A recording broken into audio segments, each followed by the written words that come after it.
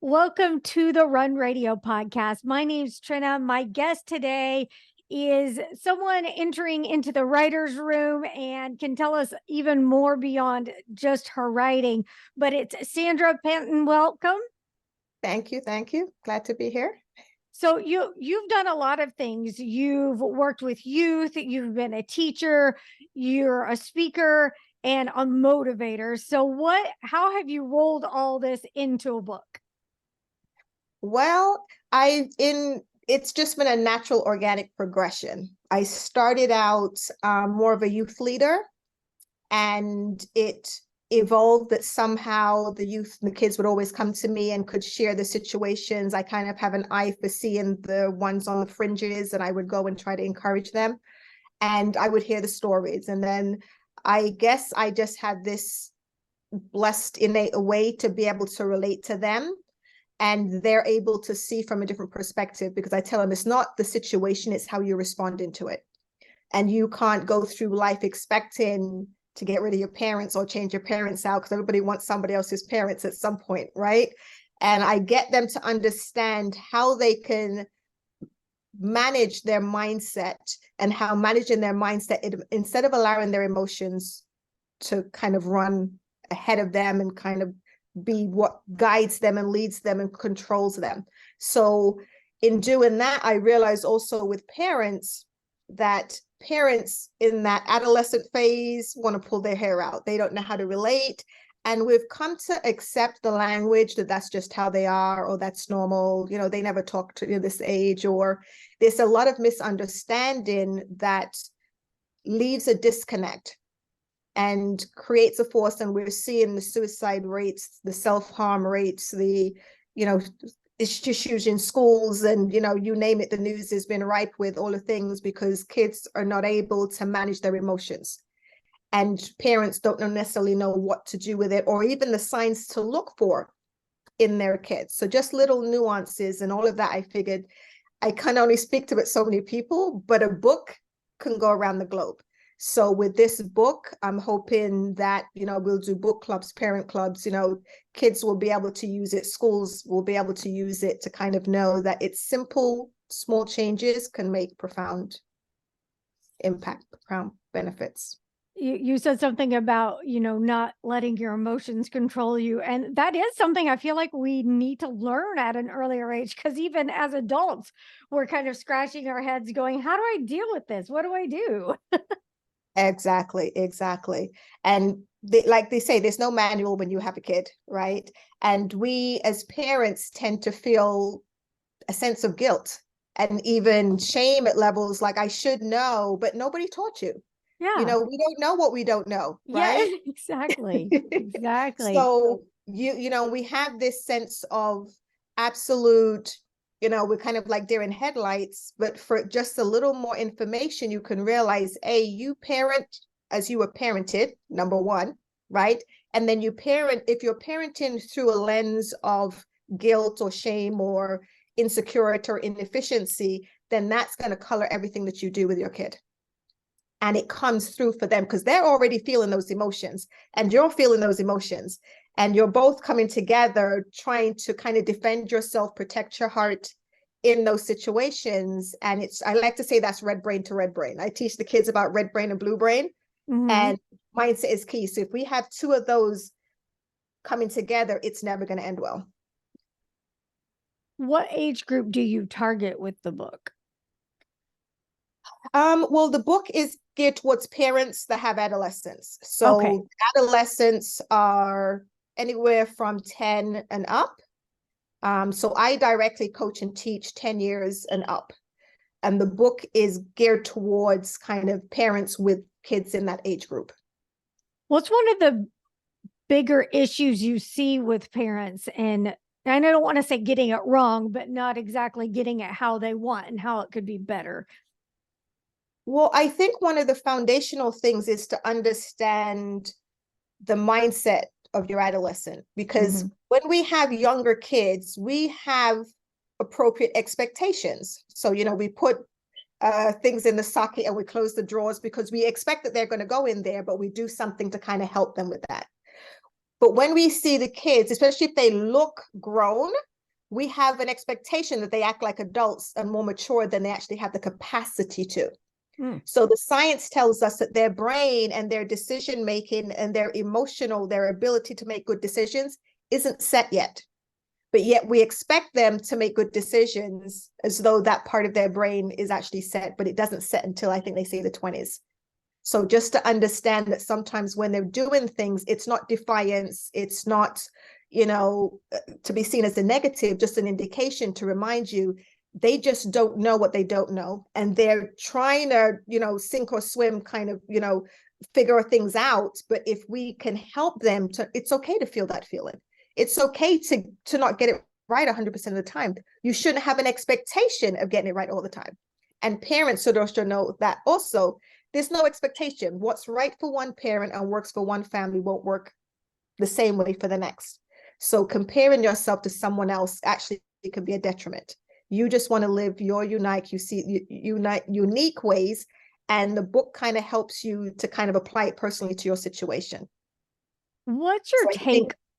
What's your take for parents and for kids on social media today? Because it's just gotten to be, it crept up and took off quickly, and it has been on so many platforms, young and old, we're all, reached out by it and connect with it. So do you have thoughts on that and how we could maybe do better or learn from it instead of it sending people on a negative path? A few things, and I do address the whole section in the book, but they have, number one, I would say, is the misconception that our kids are hooked on it and that they will not let it go if we don't replace it with something positive. So instead of just removing it from them and saying, go put down the device, and we need to have, instead of that, give them an option. So, hey, we're playing board games and there are no phones. Okay, we're going for a bike ride, there are no phones. We're going to do something and set something that they will enjoy, right? When we try to force it from them, and I've seen situations consistently where it's kind of a tool. So if you're good today, you get your device. If you're bad today, oh no, give me back the device. And we keep doing this give and take. So we're building an association that whenever they have it, they're going to look to hold on to it more because it's seen as a value statement of their behavior versus I've given you a gift and I don't take that gift that I give you. But if I see that you're hooked on the gift, then it's my responsibility. I'm going to say, okay, how can we do something different? Because yes, the device is fine. There's nothing wrong with the device, but I want you to be more balanced. So we need to all have some reading time. We'll all do some family time. We'll all cook together for dinner or do something that's engaging that also gives you a double benefit because now you're spending quality time with the kid and you're cooking, you're walking. And I can't tell you how many families that have done that they've not only got the benefit of being outside, fresh air and all of that, but they've got the benefit. I can't believe that my child actually told me this, or now we're having conversations. Now I know who their friends are. Now I'm hearing things that they're not going to tell you if you just take away the device because they're in resistance mode when you do that. But double that with the parents are the greatest role model. So if you're telling them to put down the device, but while you're doing it, you're in your phone, right? Or when you're saying, okay, you got to have some breaks, but you never have a break, then that doesn't go well with them. But if everybody's putting the phone in the basket when we're having dinner or on movie night, and they see you hit off when your phone rings or they hear it vibrating, but you don't touch it, now they're seeing, and they're going to be much more likely to model what you've modeled for them. Now, as a teacher, I'm assuming you've been in a classroom situation with students. I teach remotely online. Yeah. So, okay. Yeah. So what I think the teachers could benefit from this as well. What do you think is one of the biggest things teachers are up against that either community could do to help or even parents, anybody could be doing? Because teachers are, as you know, overwhelmed, under-respected, underpaid, devalued, and they do so much. So what's your take on all of that? Well, I would say that we need to understand where the resume, the job description ends. It's not the teacher's responsibility to develop emotional intelligence in our kids, right? We put too much on them to manage their behavior and how they handle things, and we give it, the teacher is there to teach them certain subjects, to teach them instruments or whatever they're hired to do within that their specialty. And yes, as part of that, they kind of teach them, model them some emotional intelligence, but the core of their emotional intelligence, the core of that child's self-esteem comes from home. It doesn't come from school. Now, when they go to school, the teachers augment what you've already developed. They're the extension of your home, but they cannot replace it. So I think with all this, this learner-centered projects and initiatives that they're pushing out, they're putting those on the teachers, but they need to bring in people from the community. They need to have parent groups maybe in the schools. It's okay, what kind of challenges are you having? We can bring somebody in to speak on that. What, we can maybe put you in small groups with the same type of situations and find you somebody who can speak to that. But they put too much pressure on the teacher who's already everything overloaded, right? And it's unrealistic. And now we get frustrated, the teachers or the school, to say that they're not doing their bit, but we're putting things on their plate that are not theirs to, I believe, not their responsibility. Do you think emotional intelligence should be a subject in schools? Should we be kind of going over those skills and develop them some? Well, that's hard. It's a yes and a no. Okay. Because yes, we should, but emotional intelligence isn't something that everyone can teach. Okay. Right? Because I've seen it work and I've seen it go horribly wrong, where someone's supposed to, but they're trying to teach kids, but in their experience, they're still frustrated. Their parents, school system, and then that's coming through. So a lot of those kids are coming out angry, frustrated, confused. They're not getting the essence of it's not just a technical thing. It's more innate skills and your ability to resonate with people and be able to spin on a dime and say, okay, what I said here, and be able to see the look in their eye or the body language change and say, okay, they took that the wrong way. Let me spin on it, or let me pause and ask. Most people don't have that ability. And it's crucial at this age that the right people are in those arenas, because it can go horribly wrong. What about mental health? If you had the right trained people, do you think we should be incorporating that into our schools? I think they should have some type of outlet, right? Okay. So in my estimation, we're coming with a lot of this generation that has very low self-esteem, right? And a lot of times parents give me their kids and says, like, one of the things on the list that they want to accomplish is their self-confidence. But self-confidence comes from the home. It comes from how you talk and engage and how the things you do at home. Anyone else, is an extension of that. Now, coaches and people that do kind of what I do can say, okay, I can take that child despite their situation and kind of help them change their mindset and kind of level up. It's easier if it's a cooperation, but it can be done. But then, yes,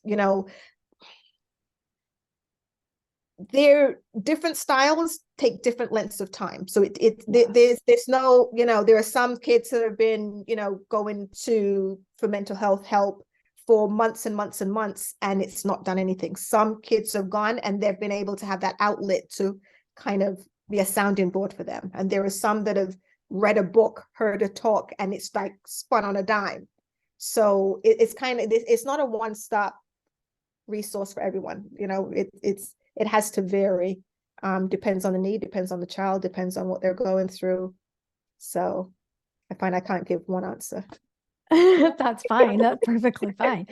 When we're going back to the adolescents and the parents and starting at home, what are some of the smaller things that they can do to start building a better relationship? It seems like my first guess would be little things like going back to the, dinner table, everybody do dinner and just communicate. Is that something that is a big deal these days with breakdowns in families? Absolutely. Absolutely. There's tons of research to show that, we've had this fall off, it would seem, in connection within families, in the communication, because we're not spending time together. And like you said, social media. So all of us are in the car, but everybody's on a device. All of us, so maybe even walking, but we're on a device. We're at the dinner table, but we're on a device. 3 TVs ago, when everybody's in their own room. Before, we only had one TV, so everybody was around the TV, right? Yeah.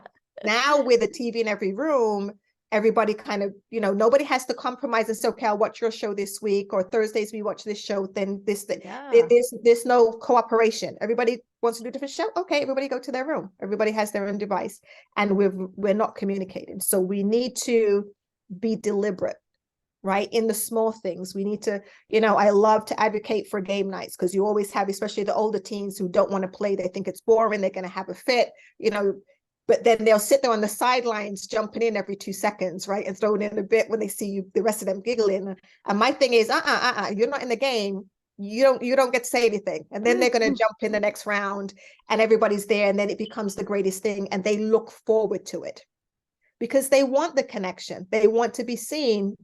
But if the adults are not kind of navigating, not pushing it, not forcing it, not mandating it, encouraging it, and finding ways for your child, what is the best way and what kind of thing do they want to do, right? What thing will stretch them a little bit, but let them know that you see them. You're not trying to get them to conform.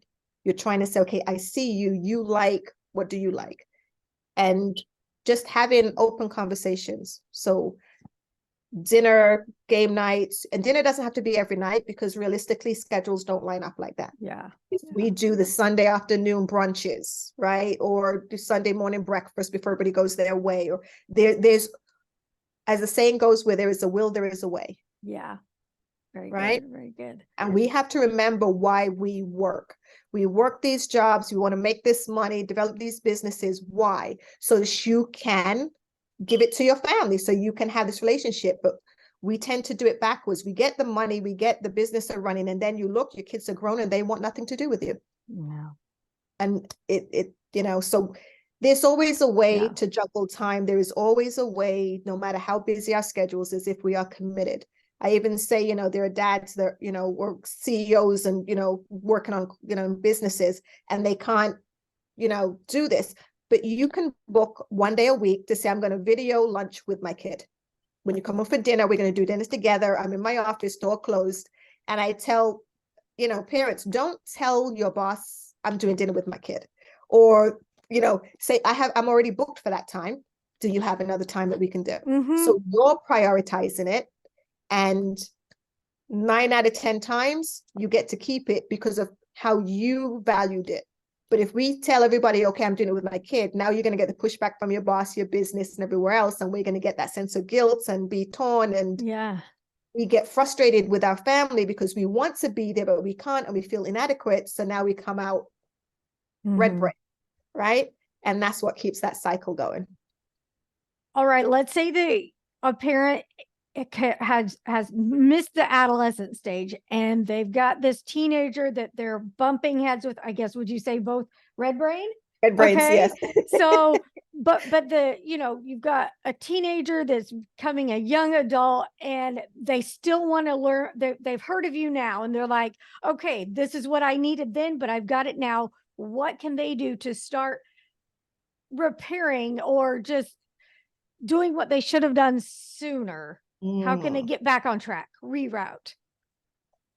You couldn't do that at any point, as long as that child knows that you see them, not your expectation. So a lot of times we're looking at the academics, you get an A's, and we, because that's kind of how we were seen, right? We're kind of, what were your grades in that class, and why did you get a B? And, we're looking at what they do.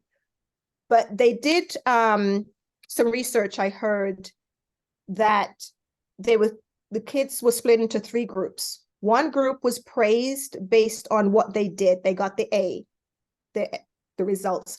The other group was praised based on the effort. So whether they got the A or not, they were praised on effort. The third group was just given a high five. No expectations, they were just given a high five. And over the span of the research, they looked at the results.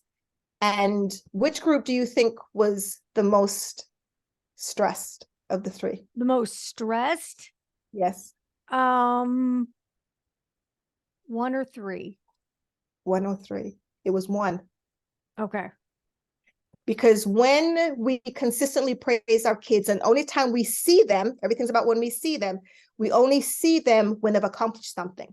So now they're going to feel, in order to be seen, they must continually accomplish. And that becomes too much pressure, right? Yes. So those kids will go into perfectionism. Those kids will go into procrastination. Those kids will go into self-harm. Those kids will, depend, they don't know how to handle that, depends on where they are. The middle group did better because they knew all they had to do is put forth the effort, not really based on the results. So they did better.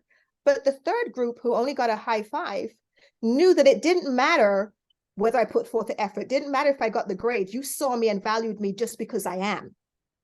That group tried higher. They were more resilient. They didn't quit. They had all the characteristics that we want developed in our kids. So now if you want to rebuild, then just make sure your kid sees you. And so that simply looks like, if they're not talking to you right now, you could just simply see them, let them see you looking at them, but not in a sense of judgment. Everything's about how they see, how you're looking at them. Just look at them and smile. Because say, you know what? How are you feeling today? Anything I can help you with?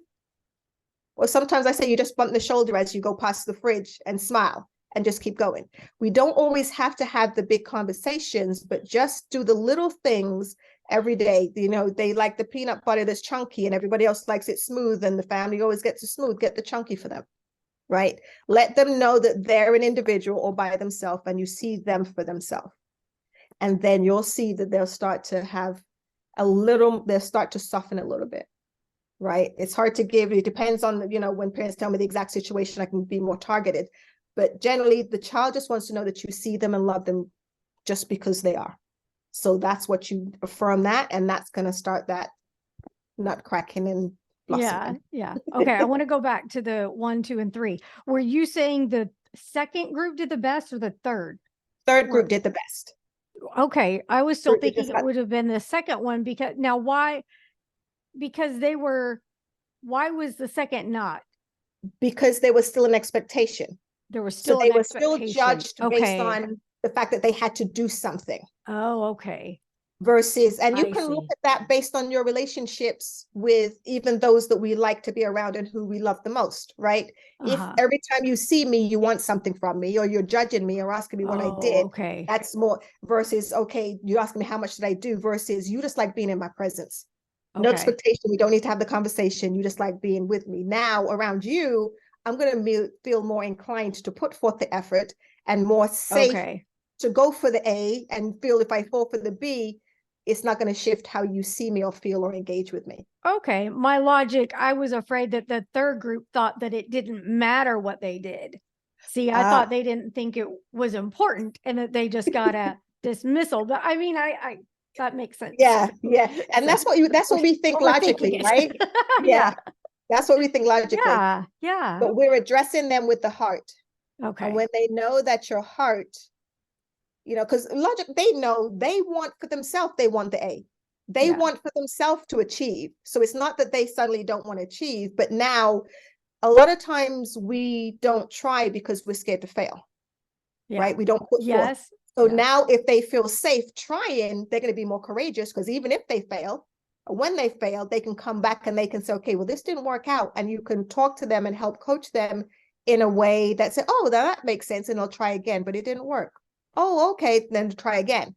Versus, how come you didn't get the A? Now they're going to feel like they can't come to us with a B or a C, because they're going to get that look of displeasure or that tone in the voice. And a lot of times they say, most people don't scratch the surface of their potential because of fears and insecurities. Right. Tell people where they can go to find your book and connect with you, because this is some valuable information that everyone needs. Okay. So the book is called Dynamic Parenting 2.0, and it's on Amazon. Kindle or print version is available. And you can reach me. My website is sandrafosterconsulting.com. So I say Sandra, but people spell it Sandra, but Okay, I get it. I've got a Trina. Sandra, yes, Yes. Yes. fosterconsulting.com. Or you could email me if you have questions. I love hearing from parents. I love the light bulb moments. I love the simplicity. It may seem complicated, but you shoot me an email, Sandra@sandrafosterconsulting.com, and just put question in caps in the subject line, and I will definitely take a second to respond, right? Sounds great. I appreciate your time. And if you have anything else you want to talk about in the future, if you have another book, please come back. Will do. All right. Thanks Thank so you much. so much. All right, thanks.